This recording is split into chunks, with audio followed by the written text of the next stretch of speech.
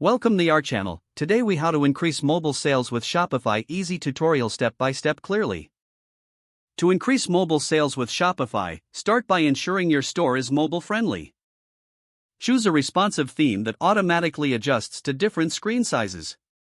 Customize your theme to focus on a clean, simple layout. Highlight your best-selling products on the homepage to grab attention. Use high-quality images that load quickly on mobile devices.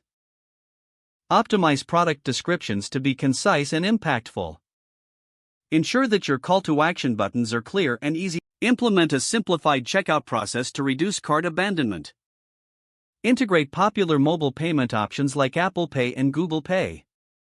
Test your website speed using tools like Google's PageSpeed Insights. Make necessary adjustments to improve loading times. Utilize Shopify's built-in features to create mobile-specific promotions. Send targeted email campaigns reminding customers about their abandoned carts. Leverage social media to drive traffic to your mobile store. Encourage reviews and testimonials to build trust with your audience. Analyze your mobile analytics to see what works and what doesn't. Continuously refine your strategy based on performance data. Keep your content fresh by adding new products regularly. Engage with your customers through personalized service. Utilize live chat features to assist customers in real time.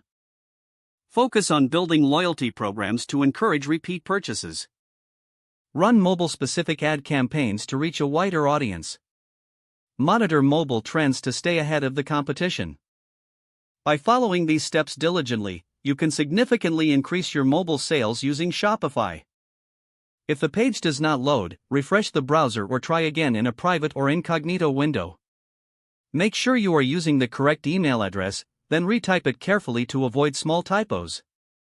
If your password is not accepted, use the reset option and create a new strong password you can remember. Check your spam folder for verification or security emails, then complete any requested content. Don't forget to like this video and subscribe to our channel for more step-by-step tech guides.